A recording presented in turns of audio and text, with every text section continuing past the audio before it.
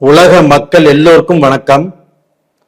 அம்பிகை ஜோதிடம் வாயிலாக நான் உங்கள் ஜி கோபால் பேசுகிறேன். இன்னைக்கு பேசக்கூடிய தலைப்பு என்ன அப்படின்னா மாத பலன். மாத பலன்கள் வரிசையில் ஆகஸ்ட் மாத பலன் மகர ராசிக்காரங்களுக்கு எப்படி இருக்கும் அதை பற்றி தான் இந்த வீடியோவில் தெளிவாக பேச போகிறோம். அப்போ இந்த மாதத்தில் கிரக அடைவுகள் எப்படி இருக்குதுன்னா, மகர ராசிக்கு 2ஆம் இடத்தில் ராகு, 3ஆம் இடத்தில் சனி, 7ஆம் இடத்தில் குரு, 8ஆம் இடத்தில் ஆகஸ்ட்ல 17ஆம் தேதி சூரிய பகவான், அதோடு புதன் பகவானும் இருக்கிறாங்க. அதே சமயத்தில் 9ஆம் இடத்தில் புதன் பகவானும் சிம்மத்திலிருந்து பெயர்ச்சியே வந்துடுறாங்க. அப்ப டோட்டலா பார்த்தீங்கன்னா இந்த மாதத்தில் கிரக அடைவுகளாகப்பட்டது மகர ராசிக்காரங்களுக்கு சாதகமா இல்லை பாதகமா அப்படின்னு பார்த்தோம்னா, மகர ராசிக்காரங்களுக்கு பார்த்தீங்கன்னா 70% இந்த மாதத்துல கிரக அடைவுகள் நல்லா இருக்குது. அப்ப 30% எது சரியில்லை அப்படின்னா, மகர ராசிக்காரங்களுக்கு 5ஆம் இடத்து அதிபதி சுக்கிர பகவான்.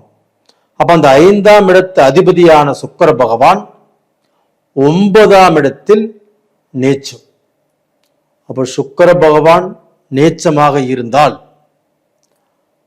பெண்கள் விஷயத்துல மகர ராசிக்காரங்க ரொம்ப ஜாக்கிரதையா இருக்கணும். ஃபர்ஸ்ட் குடும்பம். அப்ப கல்யாணம் ஆனவர்கள் இன்னைக்கு பாத்தீங்கன்னா மனைவியால அவங்களுக்கு மனசு வேதனைப்படக்கூடிய அளவுக்கு சில குழப்பங்கள் வரும். அதே சமயத்துல மனைவி பாத்தீங்கன்னா சில சூழ்நிலைகள்ல அவங்க பேசுறதும் சரி இருக்காது. அப்போ பாத்தீங்கன்னா இதை அவங்களுடைய கணவன்மார்கள் புரிந்து கொண்டு, இந்த மாசம் சுக்கிரன் நீச்சம், அப்போ பாத்தீங்கன்னா மனைவி ஏதாவது தாறுமாறா பேசினாலும், தவறான முடிவுகள் எடுத்தாலும், ஒரு பிடிவாதம் பண்ணினாலும் கொஞ்சம் நாம விட்டு கொடுக்கணும் அப்படிங்கிற எண்ணம் மகர ராசிக்காரங்களுக்கு வரணும். இது போக மகர ராசியில பிறந்த பெண்கள் கொஞ்சம் கவனமா கேட்டுக்கோங்க.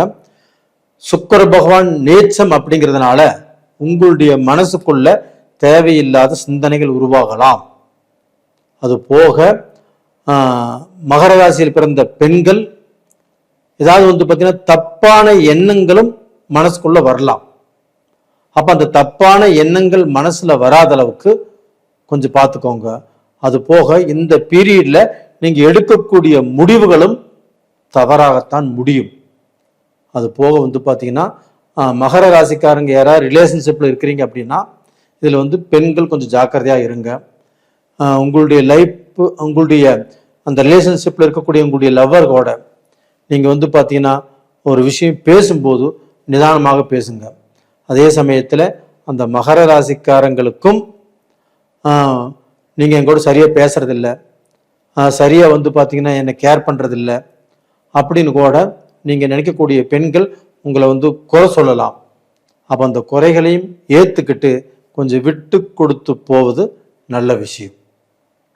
அது போக மகர ராசிக்காரங்க பெண்கள் ஏதாவது பிஸ்னஸ் செய்யறவங்களாக இருந்தீங்கன்னா, அந்த பெண்களாகப்பட்டது இப்போ பிஸ்னஸ்ல ஒரு முக்கியமான முடிவுகள் எடுக்க வேண்டாம், அதை கொஞ்சம் தள்ளி போடுங்க.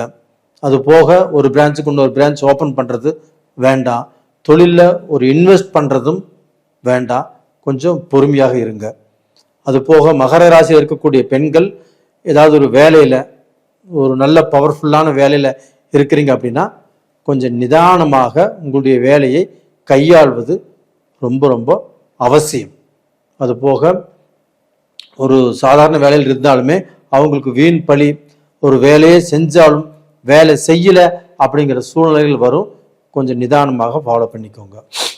அது போக மகர ராசியில் இருக்கிறவங்களுக்கு இப்போ அந்த குருவுடைய பார்வை நல்லா இருக்குது.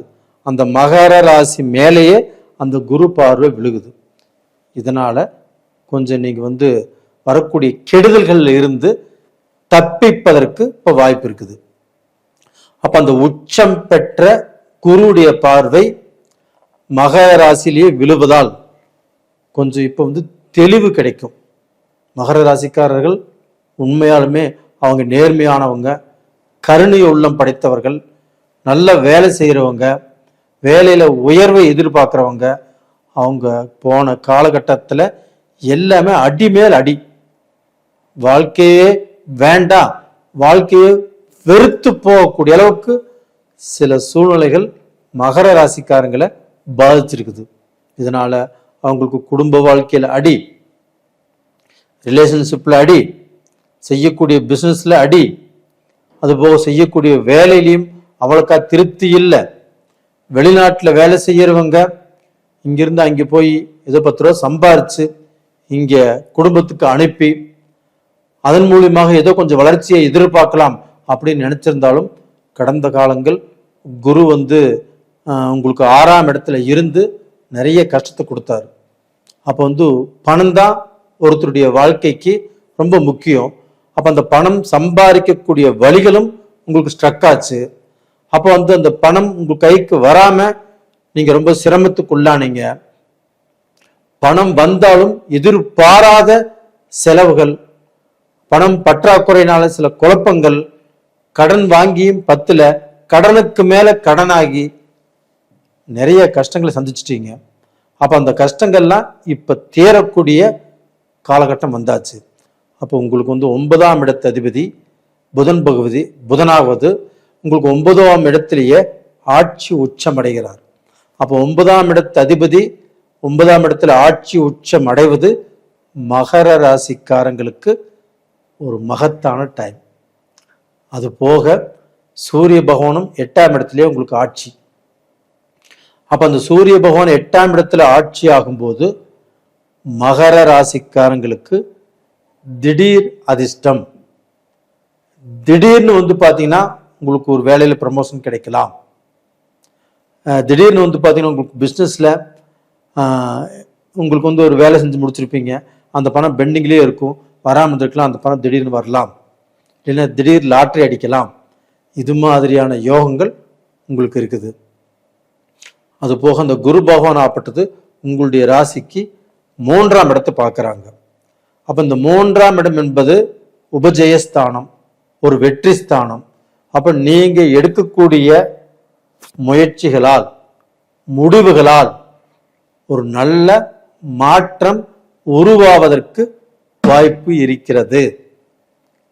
அது போக அங்கே சனி பகவான் இருக்கிறாங்க 3ஆம் இடத்துல. உங்களுடைய ராசிநாதன் சனி பகவான், அந்த சனி பகவானையும் குரு பார்க்கிறாரு. அதனால மகர ராசிக்காரர்கள் கவலைப்பட வேண்டாம். தைரியமாகவும் நல்ல தெம்பாகவும் எது வந்தாலும் நாம எதிர்த்து போராடலாம், போராடி வெற்றி அடையலாம் அப்படிங்கிற மனசு ஸ்ட்ராங்கா இருந்தா போதும். இந்த டைம் நீங்க ஜெயிச்சிருவீங்க. கடந்த காலத்துல நீங்க கஷ்டப்பட்டீங்க, அவதிப்பட்டீர்கள், உங்களுக்கு எந்த ரூபத்திலையும் ஒரு மனநிலை சரியில்லை. இப்ப நான் சொல்வது பாத்தீங்கன்னா உங்களுக்கு ஏத்துக்கிறதுக்கு கஷ்டமா இருக்கும். ஆனா இந்த பீரியட்ல கண்டிப்பா உங்களுக்கு நல்லா இருக்குது. இந்த சுக்கிர பகவான் உங்களுக்கு நீச்சம். அதனால பணம் கொடுக்கக்கூடிய பணம் கையில இருக்குது அப்படின்னா அது கடனை கட்டணும், கடனை கட்டிருங்க. அதை வச்சுட்டு இன்னைக்கு கட்டலாம் நாளைக்கு கட்டலாம் அப்படின்னு பார்க்க வேண்டாம். அது போக பணம் வரக்கூடிய வழிகள் சுக்கிர பகவான் நீச்சமா இருக்கிறதுனால கொஞ்சம் குழப்பத்தை கொடுக்கும். அதுவும் குரு பகவான் ராசியை பார்க்கறதுனால தப்பிச்சுக்கலாம். தைரியமா இருங்க. நேயர்களே, உங்களுடைய ஜாதகத்தையும் அதில் நடக்கக்கூடிய கிரகங்கள் தசாபுத்தியில் எப்படி இருக்குன்னு பார்த்துக்கோங்க. அது இந்த கோல்சார பலனோட ஒப்பிடுங்க. இந்த 30% பலன் கண்டிப்பாக இந்த கோல்சார பலன்களில் உங்களுக்கு பலிதம். மீதி பலன் பார்த்தீங்கன்னா உங்களுக்கு ஸ்ட்ராங்காக இருக்கணும் அப்படின்னா உங்களுடைய ஜாதகத்தை பார்க்கணும். உங்களுடைய ஜாதகத்தை பார்த்துட்டு நீங்கள் நல்ல முடிவு எடுத்துக்கோங்க. நேயர்களே, உங்களிடமிருந்து விடைபெறுவது உங்களின் ஜி கோபால். நன்றி, வணக்கம்.